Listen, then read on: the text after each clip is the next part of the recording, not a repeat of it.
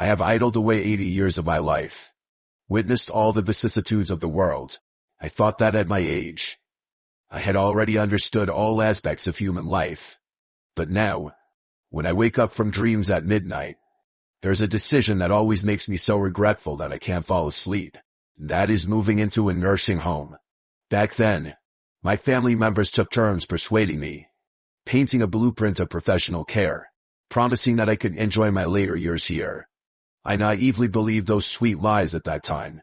Now I realize that between the reality and the ideal, there is an unbridgeable chasm. Perhaps at this moment, you are thinking about finding a nursing home for your beloved family member or yourself.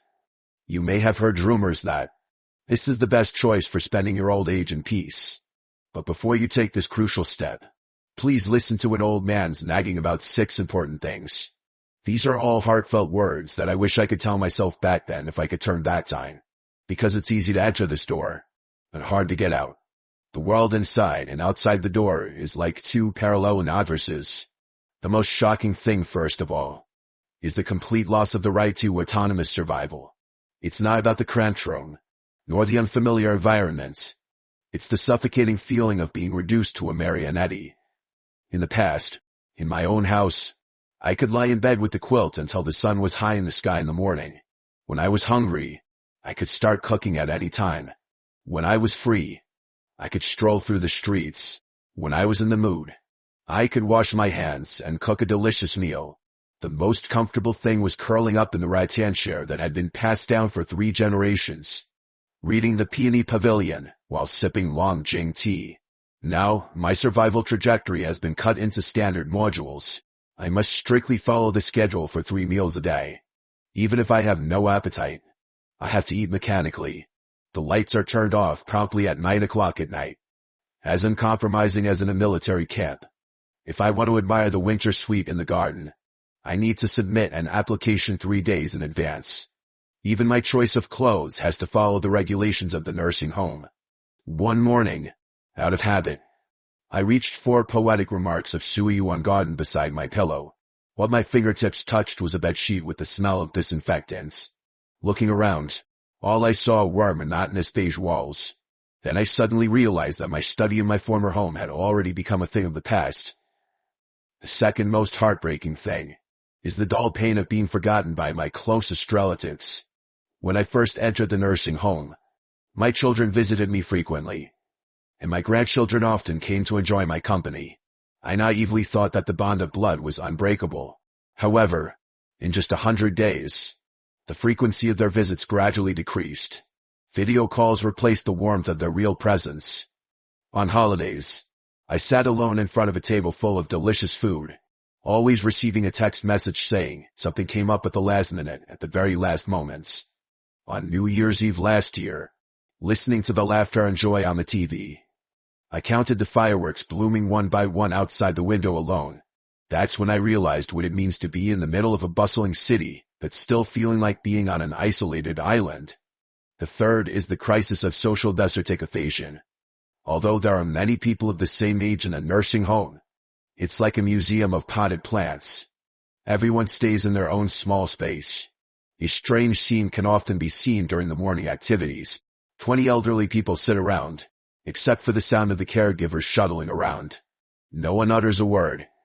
One day, during a heavy rainstorm, I took the liberty of inviting my neighbor to play Chinese chess. She was stunned for a long time, and then burst into tears. It turned out that it had been more than half a month since she last had a conversation with someone. The fourth is about the slow loss of dignity. I need to report in advance for taking a bath and changing clothes. I am examined like a child. Once, I soiled the bed sheets due to gastrointestinal discomfort. 3 caregivers whispered while cleaning up, completely ignoring my blushing face. Not to mention the mechanization of the medical process.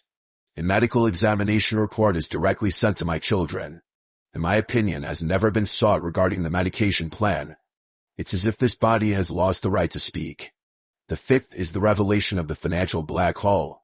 The so-called all-inclusive service promised when I first signed the agreement gradually gave rise to dozens of additional fees. From physical therapy and massage to special care awards, all require additional payments. What's even more astonishing is the deposit clause. The 200 yuan deposit paid when I was admitted to the nursing home can only be refunded after I pass away, and there is no interest during this period at all. The sixth is the slow death of the spiritual world. In the past, I planted flowers and took care of plants in my own courtyard. Now, even the placement of potted plants is restricted. My treasured purple clay teapot has been classified as a dangerous item. I can only create calligraphy works in the designated area. The most ironic thing was on my birthday. The surprise party prepared by the nursing home played popular online songs, but no one knew that I had loved Suzhou paint and all my life. I often sit in a corner of the public rest area, my eyes fixed on the porch, hoping to catch a glimpse of a familiar figure. There are always stark questions surging in my chest. Am I already excluded from the territory of family affection? It's ironic to say that, when the physical distance widens the emotional bond, my closest relatives naively assume that you're living a good life. The helplessness when waking up in the middle of the night, the trembling when swallowing pills, all these are folded under the label of adapting well. On a drizzling autumn evening, I held my smartphone and looked at the contact list. My thumb trembled above my son's name, in the struggle between my heart and mind. I was afraid that the ringtone of the call would be a reminder of the deficit in the family affection ledger. In the end, I let the light of the screen go out in the twilight. The chill of the metal body seeping into my palm is like a sobering slap from reality. This is my daily script. Caught in the web of anticipation and disappointment, I'm waiting to be included in someone else's life narrative. If one day you consider moving into a nursing home, please face this soul-searching question. Can you bear this bone-deep loneliness? Even if your closest relatives have sworn, when you become a code in the institution's directory, that life trajectories will eventually bypass your coordinates. An even more piercing awakening is the quiet evaporation of the meaning of life. When I first moved in, I naively thought that it was just a change of residence. I never expected that together with the core of my life, everything would be uprooted. The daily routines of paying respects to my elders in the morning and evening in my former home, the rhythm of my fingertips when taking care of green plants, the fragrant ritual of making hand-brewed coffee, all have turned into bubbles in the standardized process. At first, I deceived myself that this was a relief, released from the trivialitis of housework. I should enjoy the leisure time. But after 3 weeks, I felt an emptiness inside. This existential anxiety is like a plague, silently spreading along the corridors. The experience of George, the watchmaker next door, is a perfect example. In his own workshop in the past, he could make a grandfather clock that had stopped for 100 years chime again. Now he sits on a bench, and even a screwdriver is a prohibited item. That day, he stroked his deformed hands and murmured, "These hands can no longer create any value." I understand the weight of these words full of pain. When survival is reduced to a cycle of waiting to be fed, the soul has already signed the death notice in advance. If you are thinking about moving, please be sure to anchor the fulcrum of your life. Some kind of motivation that makes you willing to open your eyes in the morning. Because in the institutionalized survival mode, rekindling the fire of life is as difficult as Yukon moving the mountains. Even more terrifying is the rapid decline of the body. Before entering the nursing home, I was quite agile among the elderly. Although I was not as fit as an athlete, I could calmly go shopping at the morning market every day, and take a walk in the courtyard at dusk. My figure when frying and cooking in front of the stove could be called the senior version of the god of cookery. Now I have become a prisoner in the full care mode. The sound of the meal delivery cart has replaced the symphony of the spatula. The call button has replaced my independent actions. I never expected that the price of convenience would be the collective defection of my muscle memory. One day, when I tried to get up to get a glass of water, I was shocked to find that my knees were like rusty hinges. It took me 3 attempts to stand up. The leg lines that were built through 10 years of morning exercises collapsed within 100 days. This kind of functional degradation is not an isolated case. Grandme Alice at the end of the corridor. When she first came, she could walk briskly around the flower bed 10 times. Now she needs a walker to move to the dining room. Her treasured embroidery frame has been gathering dust in the storage room for 3 years. Her dexterous hands that once embroidered or were winning a gold award at the city exhibition can now barely hold a spoon. The stubborn old man who once vowed never to bow to time finally completed a 3-level jump of aging within 3 months. From being full of vitality to relying on a walker, until finally being completely confined to a wheelchair. He stared at his strange and withered face in the mirror and murmured, "Time has stolen 10 years of my life here, in the gentle trap of institutionalized care. The body quietly decays in comfort. If I had known that my athletic ability would decline sharply, I would have definitely opened a fitness path in the corridor, turning each floored aisle into a battlefield against aging. The most deadly chronic poison of institutionalized survival is the continuous encroachment on the private domain.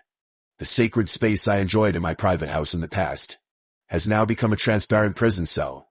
The routine inspections by the caregivers who can break in at any time have turned private rituals such as using the toilet and changing clothes into public performances. One day, when I tried to enjoy an immersive bath, I needed to make an appointment with the caregiver's schedule 3 days in advance. For a soul that has been independent for half a lifetime, this kind of survival discipline is no less than a serious blow to dignity. Standardized survival has also given rise to many absurdities. The pre-made menu played on a loop every day compresses the enjoyment of taste into a survival indicator. If you are unlucky enough to have a roommate with cognitive impairments, the sleep talking at night and the out-of-control behavior during the day will form a continuous survival dilemma. Even if you hang a family photo on the bedside and place the asparagus fern brought from your former home on the windowsill, when the caregiver opens the door without waiting for a response, all the illusions of creating a home will shatter instantly. The most piercing awakening is the permanent freezing of the right to free choice. At first, I naively thought that this was just a temporary stay experiment, until I found that my children had started to sell the ancestral house, weaving a net of for your own good with geographical distance. What's even more terrifying is that in the convenient services, the body has lost the capital for independent survival. Now, I even need someone else's help to walk from the living room to the garden. This building with a warm signabird is actually a carefully designed accelerator of aging. It exchanges your survival skills with convenient services and deprives you of your vitality with security guarantees. When I wake up every morning to the smell of disinfectant, I always have the illusion of hearing the sound of muscle fibers breaking and seeing my dignity falling like autumn leaves. Those life rituals that I used to take for granted, daily tasks like cooking and walking, have now become insurmountable mountains. When I suddenly realize that my ability to live independently has gone with the wind, the thought of returning to my former home has turned into a midnight fright. In this ivory tower, I have met countless souls like my own. They came with the original intention of trying to stay for half a year, but they have fallen into an inescapable survival quagmire. In the slow cooking of institutionalization, the way back has been quietly cut off. Some people have sold their ancestral property and exhausted their savings. In the double collapse of finance and physical strength, they have become permanent residents. Few people will warn you that this seemingly reversible choice is actually a one-way revolving door. When you suddenly realize it, the world outside the wall has turned into a different dimension.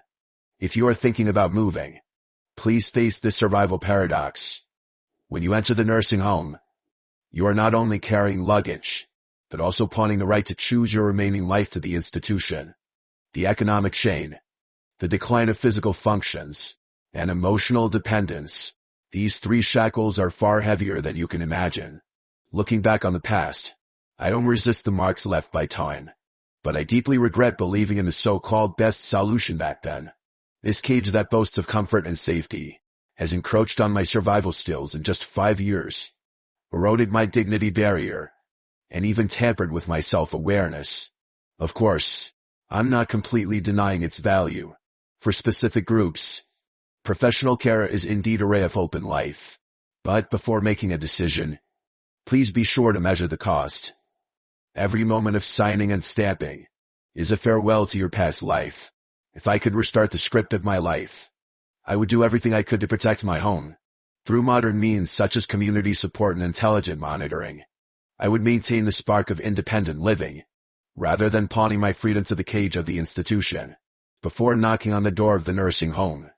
Please, with the rigor of an archaeologist, analyze the survival code of each auction, the rhythm of life you cherish, the scepter of autonomy you hold fast to, deserve to be defended with the stance of a warrior. Even if the road ahead is full of thorns, it is better than slowly suffocating in a golden cage. Thank you all for listening to these unpalatable but sincere words. If this survival guide can touch your heartstring, please engrave your epiphanies in the urchin area, and share your wisdom bags for dealing with aging. Every sincere message is a starlight illuminating the fog.